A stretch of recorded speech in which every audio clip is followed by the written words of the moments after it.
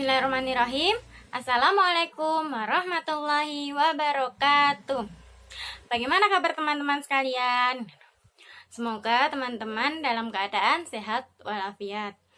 Oke, perkenalkan, nama saya Faizatul Sahmi. Di sini saya perwakilan dari kelompok 5. Di sini di dalam video ini kelompok 5 akan menjelaskan tentang analisis dan penyajian data penelitian tindakan kelas atau PTK. Sebelum kita masuk pada pembelajaran hari ini, hendaknya kita membaca doa agar pembelajaran pada hari ini berjalan dengan lancar. Berdoa mulai.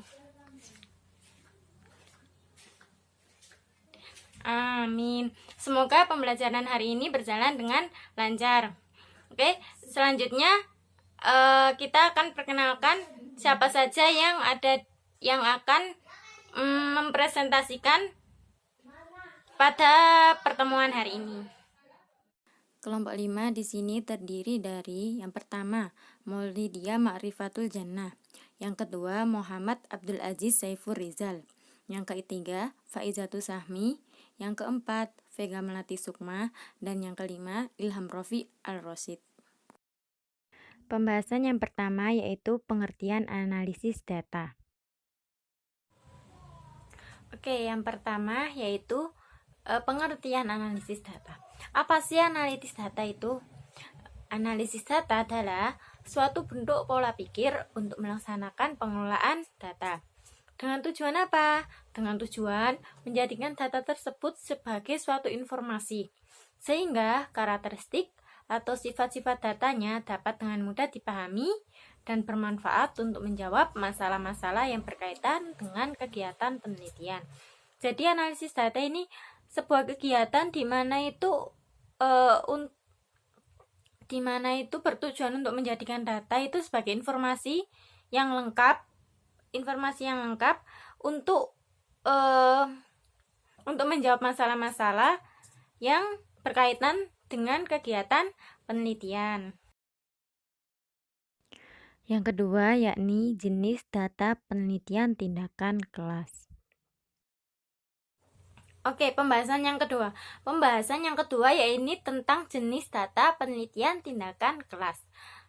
Apa saja sih jenis data yang ada di penelitian tindakan kelas? Jenis data yang ada di penelitian tindakan kelas atau PTK itu ada dua, yaitu data kualitatif dan data kuantitatif. Seperti halnya penelitian lainnya yang dimana datanya itu ada dua jenis, yaitu kualitatif dan kuantitatif. Mungkin kalian sudah tahu kan apa sih data kualitatif dan apa sih data kuantitatif. Data kualitatif. Data kualitatif adalah data yang berupa kalimat-kalimat atau data yang dikategorikan berdasarkan kualitas objek yang diteliti. Sedangkan data kuantitatif merupakan data yang berupa angka atau bilangan, baik yang diperoleh dari hasil pengukuran maupun diperoleh dengan cara mengubah data kualitatif menjadi data kuantitatif. Yang ketiga yakni hal-hal yang perlu diperhatikan dalam analisis data penelitian tindakan kelas. Hal-hal yang perlu diperhatikan dalam analisis data tersebut dikumpulkan kepada guru. Yang kedua yaitu analisis data digunakan untuk merangkum secara akurat data yang telah dikumpulkan. Jadi analisis data setelah kita melakukan penelitian di kelas, data tersebut itu dikumpulkan menjadi satu, dirangkum, dikumpulkan menjadi satu supaya tidak tercecer kemana-mana. Yang ketiga yaitu analisis data dilakukan dengan cara memilah, mengelompokkan data yang ada dan merangkumnya. Jadi setelah kita melakukan analisis data, kita itu merangkum, memilah, dan melakukan segalanya supaya terkumpul menjadi satu dan tidak tercecer. Dipilah supaya kita itu paham, oh ini bagiannya apa. Selanjutnya yaitu data kuantitatif dianalisis dengan statistik deskriptif untuk menemukan persentase dan nilai rata-rata. Yang kelima, interpretasi data adalah upaya peneliti untuk menemukan makna dari data yang dikumpulkan. Yang keenam, analisis yang akurat dan cara penyajian yang tepat akan memungkinkan tafsiran atau implementasi hasil penelitian yang akurat dan valid. Jadi, oleh karena itu, guru harus sangat berhati-hati dalam analisis data ini. Yang ketujuh yaitu guru harus banyak melakukan latihan dan bekerja dalam kelompok. Yang kedelapan, menyimpulkan atau mengikhtiarkan atau memberi pendapat terdapat berdasarkan apa-apa yang telah diuraikan.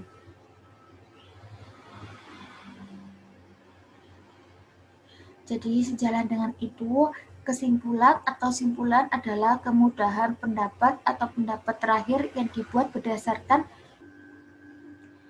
Yang ketujuh yaitu guru harus banyak melakukan latihan bekerja dalam kelompok. Yang kedelapan, menyimpulkan adalah mengikhtiarkan atau memberi pendapat berdasarkan apa-apa yang telah diuraikan. Jadi seperti penyimpulan biasanya di akhir setelah melakukan penelitian data. Yang kesembilan yaitu kesimpulan harus disusun secara singkat, padat, dan jelas sesuai dengan uraian atau mengacu kepada pertanyaan penelitian atau tujuan perbaikan sebelumnya. Yang ke-10 yaitu menyusun kesimpulan. Ada beberapa langkah dalam menyusun kesimpulan. Yang pertama yaitu memeriksa dan memahami pertanyaan penelitian atau tujuan perbaikan. Yang kedua, mencermati, menganalisis, dan mensistematis deskripsi temuan. Yang ketiga, menulis kesimpulan untuk setiap pertanyaan penelitian atau tujuan perbaikan. Yang keempat, mengurutkan setiap butir kesimpulan sesuai dengan urutan pertanyaan penelitian atau tujuan perbaikan. Dan yang terakhir yaitu memeriksa kesesuaian antara pertanyaan penelitian atau tujuan perbaikan dengan deskripsi temuan dan kesimpulan. Yang ke-11 yaitu saran dimaknai sebagai pendapat yang dikemukakan untuk dipertimbangkan. Yang ke-12, saran tindak lanjut hasil penelitian kelas harus ada beberapa rambu-rambu. Yang pertama yaitu bersumber atau sesuai dengan kesimpulan. Yang kedua, bersifat konkret, opsional, dan penting sehingga menarik untuk dilaksanakan oleh guru. Yang ketiga, jelas sasarannya. Yang keempat, dapat meliputi hal-hal yang berkaitan dengan metodologi penelitian. Dan yang ke-13 yaitu langkah-langkah pembuatan saran. Ada beberapa langkah-langkah pembuatan saran. Yang pertama, mencermati kesimpulan hasil penelitian tindakan kelas. Yang kedua, mengkaji aspek-aspek dari kesimpulan tersebut yang perlu ditindaklanjuti, baik oleh peneliti, guru lain, maupun sekolah. Yang ketiga, menetapkan kepada siapa saran tersebut akan ditujukan. Dan langsung kemudian yang keempat yaitu menulis saran. Yang keempat adalah teknik-teknik analisis data penelitian tindakan kelas. Assalamualaikum warahmatullahi wabarakatuh. Saya di sini akan menjelaskan tentang teknik analisis data penelitian tindakan kelas. Pertama-tama, apa itu analisis data? Analisis data adalah proses di mana mengatur urutan data atau mengorganisasikannya ke dalam suatu pola, kategori, dan satuan uraian dasar. Aktivitas yang ada di dalam analisis data ini antara lain: 1. Reduksi data, 2. Penyajian data, 3. Penarikan kesimpulan dan verifikasi data. Setelah itu, apa yang dimaksud dengan reduksi data? Reduksi data ialah data yang diperoleh dari lapangan yang jumlahnya cukup banyak, yang mana diperuntukkan untuk mencatat secara teliti dan merinci. Mereduksi data berarti merangkum dan memilih hal-hal yang pokok, memfokuskan pada hal-hal yang penting, dicari tema dan polanya. Dengan demikian, data yang telah direduksi akan memberikan gambaran yang lebih jelas dan mempermudah peneliti untuk melakukan pengumpulan data selanjutnya dan mencarinya bila diperlukan. Setelah kita mengetahui apa itu mereduksi data, selanjutnya adalah penyajian data. Bagaimana cara menyajikan data? Penyajian data itu dilakukan dalam rangka mengorganisasikan hasil reduksi dengan cara menyusun secara narasi sekumpulan informasi yang telah diperoleh dari hasil reduksi, sehingga dapat memberikan kemungkinan penarikan kesimpulan dan pengambilan tindakan. Data yang sudah terorganisir ini diprediksikan sehingga bermakna baik dalam bentuk narasi, grafis, ataupun tabel. Kesimpulan dan verifikasi data. Dalam penarikan kesimpulan dan verifikasi, memberikan kesimpulan terhadap hasil penafsiran dan evaluasi. Kegiatan ini juga mencakup pencarian makna data serta pemberian penjelasan. Selanjutnya dilakukan kegiatan verifikasi, dan setelah kesimpulan hasil dari penafsiran dan evaluasi, dilakukan kegiatan yang dinamakan dengan verifikasi, yang mana verifikasi ini merupakan kegiatan mencari validitas kesimpulan dan kecocokan makna-makna yang muncul dari data itu sendiri. Selanjutnya, yang kelima yaitu pengertian penyajian data. Jadi di sini saya akan melanjutkan tentang penyajian data. Jadi di sini bisa diartikan yaitu salah satu kegiatan dalam pembuatan laporan hasil penelitian yang dikumpulkan menjadi satu agar bisa dianalisis dan dipahami lebih mudah. Jadi di sini yang dimaksudkan atau dalam artinya yaitu gambaran secara keseluruhan dari laporan hasil penelitian yang telah dikumpulkan menjadi satu. Bisa kalau seperti contoh pada saat guru merekap nilai siswa. Merekap nilai setiap siswa dalam beberapa mata pelajaran. Jadi di sini guru melakukan penyajian data berupa rekapan nilai setiap siswa dalam pembelajaran dalam kelas agar guru bisa mengetahui mana pembelajaran yang siswa belum mampu, lalu bisa menjadi koreksi diri bagi guru itu pribadi agar bisa guru mungkin untuk kedepannya bisa mengajarkan suatu pembelajaran itu bisa lebih mudah dipahami oleh siswa-siswa tersebut. Jadi di sini penyajian data ini dimaksudkan untuk mempermudah bagi peneliti melihat gambaran secara keseluruhan atau bagian-bagian tertentu dari penelitian. Dalam penyajian data dilakukan dengan cara menyusun informasi yang telah diperoleh dari hasil reduksi. Reduksi itu maksudnya laporan hasil penelitian yang telah dikumpulkan menjadi satu tadi. Lalu data yang telah disajikan tersebut selanjutnya dibuat penafsiran dan evaluasi untuk membuat perencanaan tindakan kelas selanjutnya. Jadi seperti contoh tadi, guru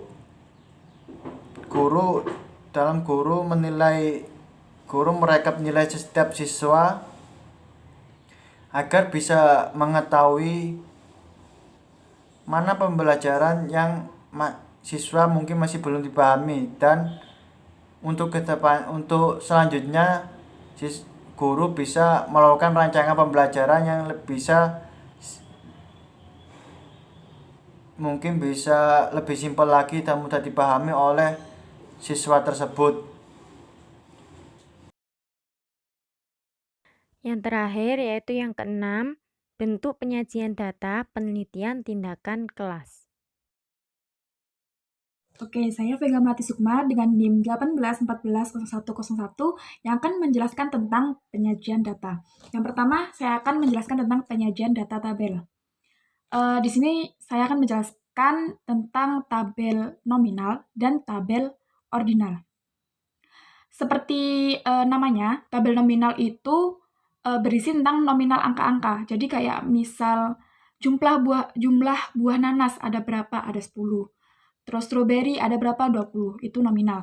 Terus kalau tabel ordinal, seperti yang kita tahu dalam bahasa Inggris itu ada namanya ordinal number sama cardinal number. Nah, kalau ordinal number itu kayak first, second, ya seperti itu. Jadi penamaan kayak pertama, kedua gitu. Nah, kalau cardinal number itu 1, 2, 3, 4. Nah, seperti namanya, bahwa tabel ordinal ini menjelaskan tentang ranking atau urutan seperti pertama, kedua, ketiga, keempat, dan seterusnya. Oke, dan selanjutnya saya akan menjelaskan tentang tabel interval dan juga kontingensi. Ya. Interval seperti yang kita tahu, interval itu artinya tingkatan atau kerentanan gitu, tingkatan. Nah, jadi data yang digunakan itu kayak tingkatan kepuasan. Kan biasanya kalau kita ngisi formulir atau apa itu, ada kayak cukup, baik, puas, sangat puas, dan sebagainya. Nah, data di Kumpalatku, data-data seperti itu ya. Itu namanya tabel interval, disajikan dalam bentuk data seperti itu. Nah, kalau data ini apa statusnya? Kontingensi itu kayak penggolongan. Jadi kayak nanti besar, kecil, sangat besar, seperti itu. Itu namanya data kontingensi.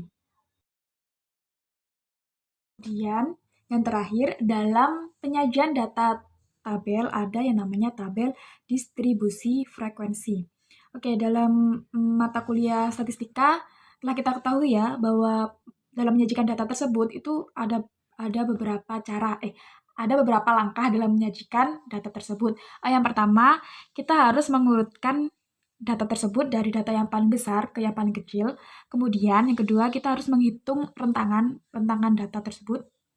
Kemudian menghitung jumlah kelas, terus menghitung panjang kelas, dan menentukan kelas atas dan kelas bawah. Lalu dihitung intervalnya masing-masing. Oke. Selanjutnya kita akan membahas tentang penyajian data dalam bentuk diagram. Yang pertama, kita akan membahas tentang diagram batang dan diagram lingkaran. Oke. Cukup mudah untuk mengenali dua diagram tersebut. Kenapa ini dinamakan diagram batang? Karena bentuknya seperti balok atau batang. Jadi dinamakan diagram batang. Yang kedua, ini seperti lingkaran, maka disebut diagram lingkaran. Oke, jadi untuk menentukan diagram batang itu sepertinya semakin tinggi batang itu semakin banyak itu jumlahnya. Kalau lingkaran itu semakin besar derajat lingkarannya, semakin besar derajat sudutnya, itu maka semakin banyak jumlahnya. Lalu selanjutnya kita akan membahas tentang diagram garis dan diagram pohon. Oke, kenapa ini dinamakan diagram garis? Karena bentuknya seperti garis.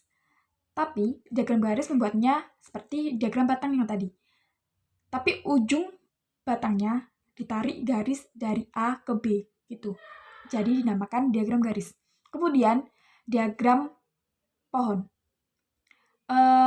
Mungkin banyak dari kita yang menamakan ini bagan ya. Jadi bisa saja ini disebut bagan atau diagram pohon.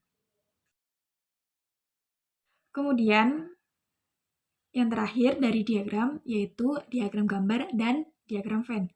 Oke, diagram gambar itu bisa disimbolkan. Untuk contohnya ini kita disimbolkan dengan orang. Biasanya kalau di data-data kan ada kata-kata kayak gini. 10 dari 9 orang. Nah, seperti itu dinamakan diagram gambar gitu ya. Nah, kalau di sini kan satu gambar orang menyatakan dari 10 10 data orang gitu ya di lapangan gitu. Terus kalau yang satunya diagram Venn.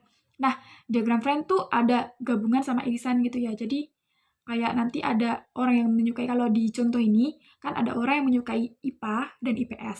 Nah, kalau misal kedua lingkarannya digabungin, nah kalau tempat yang lingkarannya itu saling bertumbukan dan di situ ada angkanya, itu adalah orang yang menyukai keduanya atau menyukai IPA dan IPS-nya. Oke, gitu.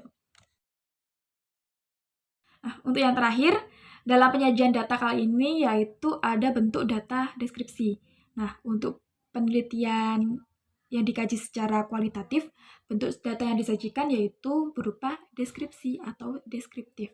Nah, data deskripsi ini yaitu berupa teks. Oke. Sekian dari kelompok kami. Saya mewakili dari kelompok, kurang dan lebihnya saya mohon maaf. Sekian, wassalamualaikum warahmatullahi wabarakatuh.